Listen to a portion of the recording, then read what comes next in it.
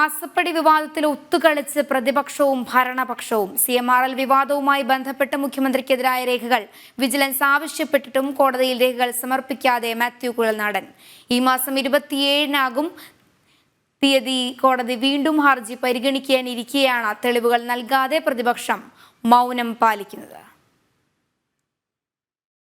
മുഖ്യമന്ത്രിയുടെ മകൾ വീണ വിജയൻ CMRL നിന്നും അനധികൃതമായി മാസപ്പടി പറ്റിയെന്ന കേസ് വിജിലൻസ് കോടതിയിൽ പരിഗണനയിലാണ്.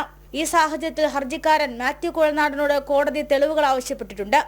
മുഖ്യമന്ത്രിയും മകൾ വീണ വിജയൻ ഉൾപ്പെടെ 8 പേർക്കെതിരെയാണ് കോൺഗ്രസ് MLA മാത്യു കുഴൽനാടൻ വിജിലൻസ് കോടതിയിൽ കേസ് ഫയൽ ചെയ്തത്. വ്യവസായ വകുപ്പും അനധികൃതമായി മുഖ്യമന്ത്രിയുടെ അഴിമതിക്ക് കൂട്ടുനിന്നുവെന്നും ഹർജിയിൽ പറയുന്നു.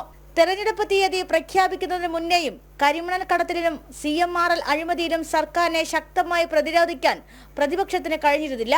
മുഖ്യമന്ത്രിക്കും മകൾക്കും വ്യവസായ വകുപ്പിനും അഴിമതിയിൽ പങ്കുണ്ടെന്ന് പല കോണുകളിൽ നിന്നും ആരോപണം വന്നിട്ടും വിജിലൻസും സ്വമേധയാ കേസിൽ നിന്നും ഒഴിഞ്ഞുമാറിയ മട്ടാണ്. സർക്കാരിനെതിരായ ശക്തമായ ആരോപണങ്ങൾ ഉയർന്നിട്ടും പ്രതിപക്ഷം മുഖ്യമന്ത്രിയെ സഹായിക്കുന്ന നിലപാടാണ് സ്വീകരിച്ചിട്ടുള്ളതെന്ന് ഇതിൽ നിന്നും മനസ്സിലാക്കാം. തെരഞ്ഞെടുപ്പ് കൂടി അടുത്തതോടെ മുഖ്യമന്ത്രിക്കെതിരെ ഉയർത്താവുന്ന പ്രതിരോധം മയപ്പെടുത്തുകയാണ് പ്രതിപക്ഷം. ഇതിലൂടെ ഇടത് വലത് സംഘടനകളുടെ അന്തർധാരയാണ് തെളിഞ്ഞു കാണുന്നത്.